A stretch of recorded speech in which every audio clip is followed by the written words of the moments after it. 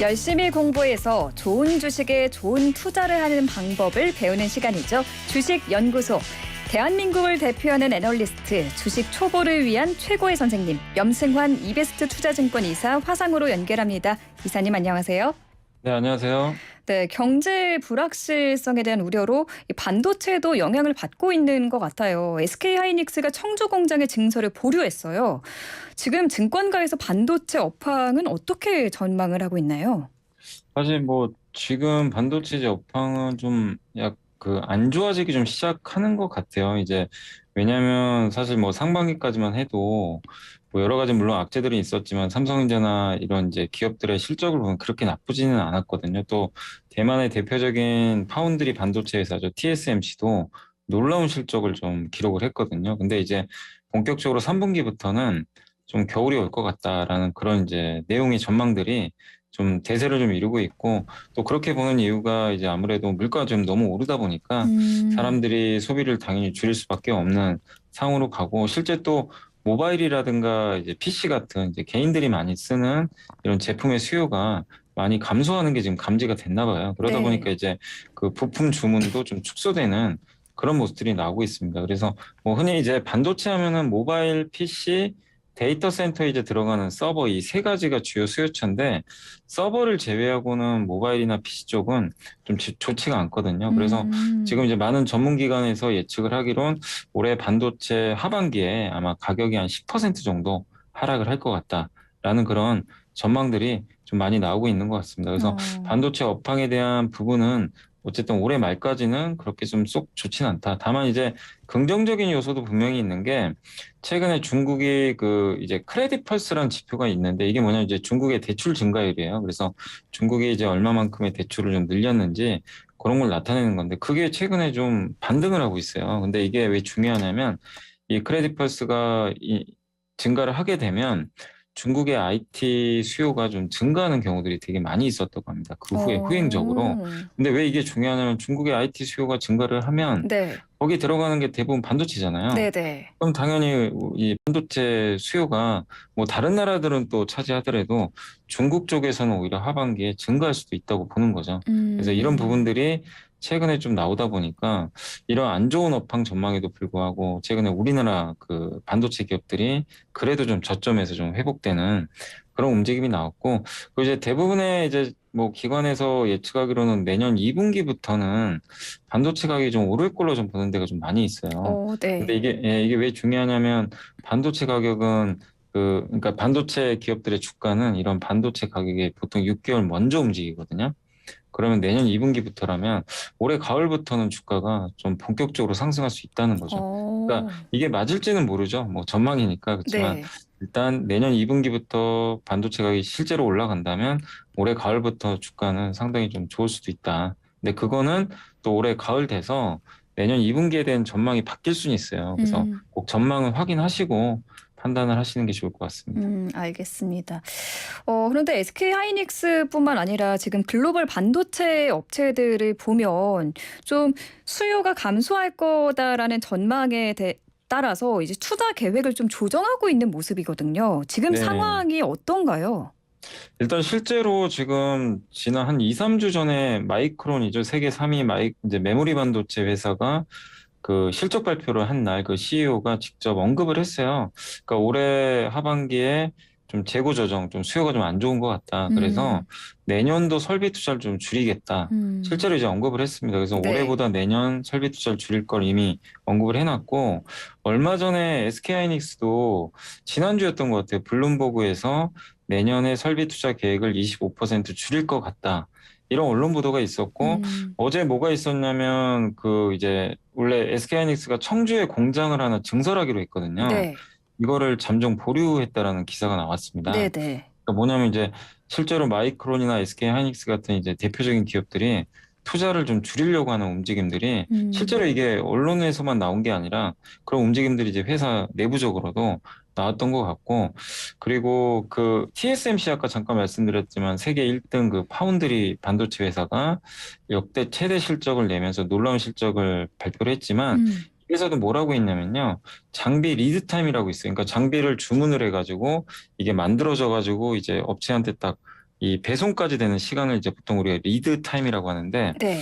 이게 길어져요. 자꾸 부품 조달 이런 게 안 돼가지고 장비 어, 수급이 잘 안 됩니다. 그럼 네. 이게 장비 리드 타임이 길어지면 어떤 일이 발생하냐면 반도체를 제때 만들기가 힘들어져요. 예, 그러다 보니까 그런 이유 때문에 그 TSMC도 이 설비 투자 그 생산 계획을 400에서 440억 달러 정도까지 이렇게 넓혀놨는데 음, 이거를 400억 달러로 그냥 이렇게 좀 낮추는 조정을 좀 또 발표를 했거든요. 그래서 음, 이런 많은 기업들이 지금 실제로 수요 둔화나 이 네. 장비가 좀 입고가 잘 안 돼서 설비 투자 계획을 어, 조정하고 있는 거는 사실로 있고, 근데 다만 이제 마지막 남은 주자가 하나 있죠. 삼성전자.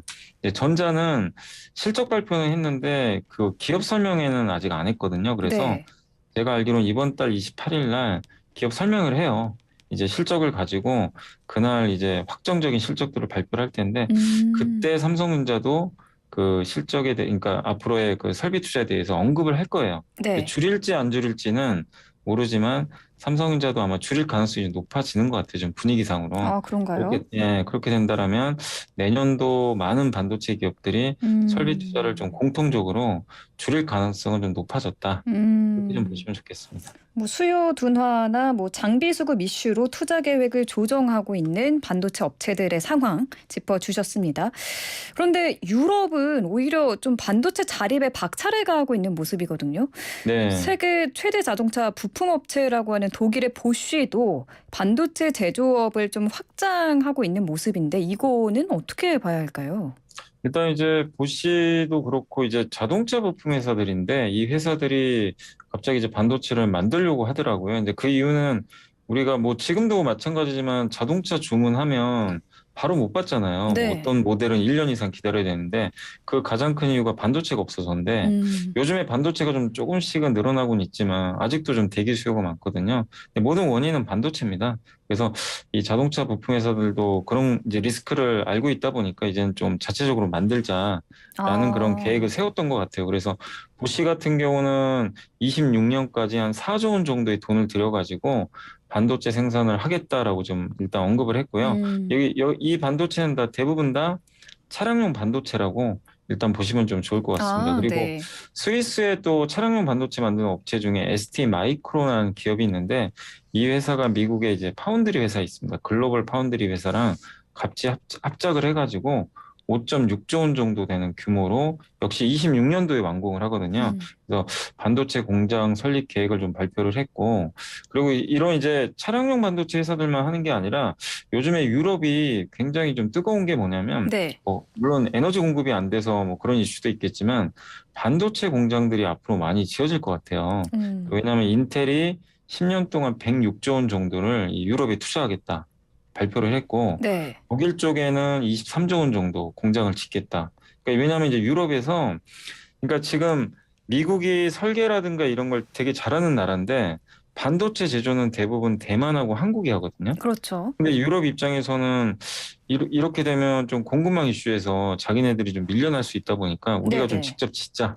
반도체 공장을 유럽이 음. 좀 유치를 하자. 차라리 이런 우리가 좀 직접 만들자. 예, 그런 좀 목적이 있는 것 같아요. 그러니까 직접 만들 기술은 또 안 되다 보니까 음. 인텔 같은 기업이 이제 끌어들이는 거죠. 지원을 음. 하면서. 그래서 너무 이제 미국과 그 한국, 대만 중심으로 이게 형성이 되다 보니까 네. 제조 공정이 그런 게 좀 불편했던 것 같아요. 그래서 음. 일단 유럽도 좀 자체적인 공장을 좀 지으려고 하는 그런 움직임이 나오고 있고, 그리고 아마 아까 제가 잠깐 뉴스를 봤는데 가결은 된 것 같은데 오늘 그 미국의 반도체 지원법이라고 있거든요.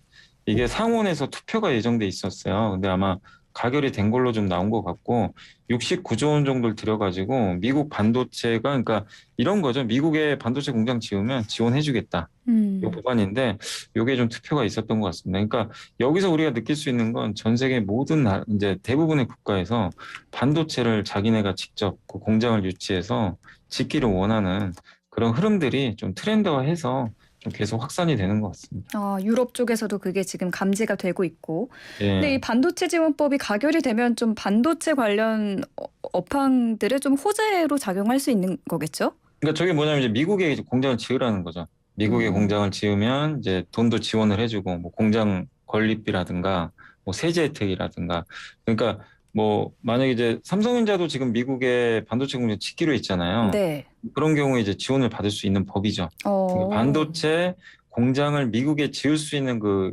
업체들한테는 좀 수혜가 될 수 있는 음. 그런 법이라고 보시면 좋겠습니다. 네. 이 얘기도 해볼게요. 지금 제니 딜런 미국 재무장관이 한국을 방문 중이잖아요. 네, 그 첫 방문 일정으로 LG화학 배터리 연구센터를 찾았어요. 여기서 네. 한미의 공급망 구축을 강조했는데 이거는 어떻게 좀 봐야 될까요? 그러니까 이번에 그 뉴스를 보니까 그 이제 LG와 마곡 연구개발 캠퍼스를 방문해서 이제 얘기를 좀 나눈 것 같은데 네. 거기서 뭐 프렌드 쇼어링이랑 얘기를 좀 했더라고요. 그러니까 네. 보통 이제 리쇼어링이란 단어를 아마 들어보셨는지 모르겠는데 공장이 해외에 있는 기업이 그걸 자국으로 다시 가져오는 거죠. 네. 본국으로. 이걸 이제 리쇼어링이라고 하는데 음. 프렌드 쇼어링은 뭐냐면은 동맹끼리 하자는 거죠. 친한 음. 국가끼리 믿을 수 있는 국가끼리 모여서 제조업 그 밸류체인을 만들자. 이런 음. 게 이제 프렌드 쇼링 뭐 보시면 좋겠는데 네. 사실 미국이 예전에 그 바이든 대통령이 이 얘기를 했거든요. 4대 전략 물자를 발표를 했어요. 그게 반도체, 배터리, 그리고 히토류 있죠. 중국이 장악한 이 음. 히토류하고 마지막으로 그 원료 의약품 이 네 가지를 딱 꼽았거든요. 근데 우리 한국은 반도체, 배터리 또 강국 중에 하나잖아요. 네. 그러니까 아마 요렇게 좀 우리가 그림을 그려보셔도 좋을 것 같아요. 바이든 대통령 오자마자 그 삼성전자 그 평택 공장을 갖고 네. 그다음에 이제 앨런 재무장관은 LG화학이 이제 어떻게 보면 배터리 쪽이죠. 이걸 방문했다는 건 음. 한국의 반도체와 배터리랑 좀 함께 가자는 좀 그런 의미가 좀 담겨 있는 것 같아요. 약간 그러니까 이런 기술적으로 동맹을 하자 이런 네, 그런 의미겠네요. 얘기죠. 왜냐하면 그 미국 같은 경우는 반도체 설계는 잘하는데 음. 제조가 좀 약간 우리 한국보다 좀 약간 처져 있잖아요. 네. 그러다 보니까 뭐 배터리는 말할 것도 없고 사실 배터리 쪽은 미국이 경쟁력이 좀 떨어져요. 현저하게 배터리 쪽은. 그러다 보니까 한국은 우리나라에 벌써 세계 업체가 지금 세계적인 점유율을 갖고 있잖아요. 그래서 미국 입장에서는 좀 배터리도 함께 좀 가자는 의미, 또 미국에 좀 투자도 해달라는 거죠. 실제 뭐 투자도 좀 많이 하고 있지만 같이 음. 좀 동맹을 맺어서 가자. 그리고 또 그 이면에는 앨런 재무장관도 공개적으로 중국과 러시아를 비난을 했거든요. 네. 그러니까 중국이 좀 불편한 거죠. 사실 뭐 음. 중국의 반도체 굴기, 배터리도 지금 중국이 잘하고 있거든요. 음. 이런 것들을 좀 견제하면서 한국과 미국이 좀 같이 가는 그림으로 좀 이렇게 해석을 하는 게 좀 맞는 게 아닌가 싶습니다. 그러니까 이번에 미국 재무장관이 말한 이 프렌드 쇼어링이라는 게 러시아랑 중국 빼고 미국 네. 동맹국끼리 공급망을 구축하자. 뭐 이렇게 이해를 하면 되겠네요. 네, 그게 좀 정확하게 맞는 표현이라고 보시면 좋겠습니다. 음. 그리고 지금 한미 수업 통화 스와프 체결이 네. 될지에 대한 관심도 상당히 컸는데 이번에 좀 체결될 가능성이 있다고 보십니까? 아니, 좀 아쉽게도 체결이 안 됐어요. 안 아, 됐고, 그러니까 뭐냐면, 체결이 뭐 되기를 기대하시는 분도 되게 많은 게, 왜냐면 요새 원달러니 너무 올라가서 좀 통화 안정성이 떨어져 있잖아요. 그러니까 그러니까요. 통화 스와프는 우리가 예를 들면 그거죠. 마이너스 통장 개설하는 거랑 똑같거든요. 음. 그래서 그 개설해, 하게 되면 우리가 위급 시에 그냥 달러를 그대로 그냥 쓰면 되거든요. 음. 근데 이제 그게 그래서 좀 굉장히 큰 효과가 있는데, 네. 이번에는 그게 체결은 안 됐고, 그러니까 어떻게 됐냐면 외화 안정을 위해서 필요시에 유동성 공급 등 다양한 협력 방안을 논의를 했다. 그러니까 유동성이 좀 문제가 생기면 음. 그때 통화 스와프 체결할 수도 있다. 근데 지금은 그 정도는 아닌 것 아, 같다. 그래서 가능성만 열어놨어요. 그러네요. 예, 그러니까 유사시에 긴밀한 협의를 하기로 약속은 했는데 음. 실제 아직은 좀 체결이 안 됐다라고 좀 보시는 게 맞는 것 같습니다. 체결까지는 안 됐지만 그 가능성을 네, 열어뒀다. 네네, 네. LG 이야기를 해봤는데 이번에는 삼성전자 얘기도 해볼게요. 네, 육만전자가 다시 됐거든요. 네네. 잠정 실적을 발표한 이후부터 좀 주가 흐름이 훈풍을 타고 있는 모양새인데 요즘 네. 지금 상황은 어떤가요? 이게 참 5만 전자 또 갔다가 지금 6만 전자로 회복됐는데 뭐 사실 이것도 아직도 많이 빠져 있는 자리이긴 한데 그렇죠. 최근에 이제 주가 올라가는 거 아까 잠깐 설명드렸지만 기업들이 이게 너무 안 좋으면요 투자를 줄이거든요. 투자를 줄이면 어떤 일이 발생하냐면 반도체는 과점입니다. 세 개 업체만 하거든요.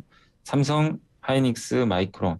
그러다 보니까 공급 조절을 하면 공급이 줄면 어떻게 됩니까? 반도체 가격이 올라갑니다. 상대적으로. 그러니까 네. 공급이 줄게 되니까 네. 근데 수요가 지금 안 좋잖아요. 그래서 반도체 가격이 아직 본격적으로 못 오르지만 내년에는 수요가 좀 증가할 거란 기대감이 있는 상태에서 내년에 공급을 줄인다. 그럼 반도체 가격이 올라갈 확률이 굉장히 높잖아요. 네. 그래서 그걸 선반영해가지고 최근에 좀 주가가 올라갔다라고 좀 아. 보시면 좋겠고, 그리고 무엇보다 아까 말씀드린 대로 중국의 IT 소비가 좀 증가할 것 같고, 그리고 워낙 많이 빠져 있어서 이제는 주가도 좀 최악은 좀 지나간 거 아니냐. 이런 좀 기대감도 있고, 그리고 원유 가격이 너무 올라가서 물가가 올라갔잖아요. 그래서 이런 것들이 미국의 긴축을 자극시키는데, 유가가 최근에 좀 떨어지고 물가가 미국에서 이제 고점 찍은 거 아닌가라는 이런 기대감이 생기니까, 이렇게 되면 이제 미국의 긴축 사이클이 좀 완화될 수가 있어요. 네. 그러면 이건 유동성이 또 긍정적이거든요. 음. 이게 실제로 반도체 기업들 주가에 영향을 줍니다. 음. 그래서 이런 것들이 좀 복합적으로 좀 작용하면서 삼성전자가 다시 반등을 하고 있는 그런 좀 구간인 것 같아요. 네. 고점 찍었나요? 네? 고점 찍었나요? 어떻게 보세요? 고점이요? 네. 고점이라는 게 어떤 걸 그러니까 말씀하시나요? 지금 좀 물가 상승이나 뭐 이런 고점을 찍고 이제 내려올 거라는 물가가요? 기대감이 있으면은 네. 주가에도 좀 좋은 영향을 주잖아요. 이사님께서는 지금 고점을 찍고 내려올 것이다. 뭐 이렇게 전망을 하시나요? 네, 뭐 조심스럽긴 한데 뭐 네. 3분기가 고점이 가능성이 높다고 저도 좀 보고 있어요. 왜냐하면 지금 일단 미국의 물가를 차지하는 것 중에 제일 중요한 두 개가 주거비하고요. 네. 휘발유 가격이거든요. 근데 누가 봐도 휘발유는 꺾였잖아요. 네. 그래서 요거는 이제 하나 해결이 됐는데, 네네. 주거비는 사실은 이건 좀 후행적으로 반영을 해요. 그 주택 가격에. 그래서 지금 아직은 높은 건 사실인데 주거비도 고점 찍을 좀 가능성이 좀 높아지는 것 같아요. 왜냐하면 주택 가격이 꺾이고 있어요, 실제로. 그럼 결국 후행적으로 주거비도 덩달아서 꺾일 거고, 그 다음에 제일 괴롭혔던 것 중에 하나가 임금 상승률이거든요. 너무 이제 임금을 많이 올려놨거든요, 그동안. 네. 이제 기업들이 그러니까 그 직원 구하기가 어렵다 보니까. 근데 최근에 무슨 일이 발생했습니까? 갑자기 감원 얘기가 나와요. 뭐 테슬라부터 해가지고 애플도 얼마 전에 그 얘기했잖아요. 맞아요. 그러니까 뭐냐면 그러면 임금이 오르기가 힘들어요. 그러니까 애플이 기업들이- 이번에 허리띠를 졸라매겠다, 네. 긴축하겠다 이렇게 발표를 했잖아요. 네, 그러면 이거 결국 사실 어떻게 보면 연준이 원한 그 의도했던 거죠. 경기를 좀 둔화시켜가지고 물가를 잡겠다는 게 연준의 목표거든요. 그게 지금 통하기 시작한 거죠. 결국 임금 상승률이 둔화되면 이것도 물가에 당연히 아래쪽으로 영향을 주게 됩니다. 그래서 저도 좀 3분기 중에는 물가가 좀 고점을 찍지 않을까 이렇게 좀 예상을 하고 있습니다. 근데 애플 이 긴축 소식 이야기를 조금 더 해볼게요. 네. 글로벌 기업들이 고용을 축소하지 않을까? 이런 우려 때문에 지금 미국 주가가 한때 출렁이기도 했는데 네. 이렇게 되면은 우리 경제에는 어떤 영향을 미칠까요, 이게? 사실 이게 뭐 감원이나 허리띠 졸라맨다는 게 미국만 그런 게 아니라 지난주에 SK그룹의 최태원 회장도 그런 얘기를 했던 것 같고, 투자를 완전히 줄이겠다는 게 아니라 이제 속도를 늦추려고 하는 것 같아요.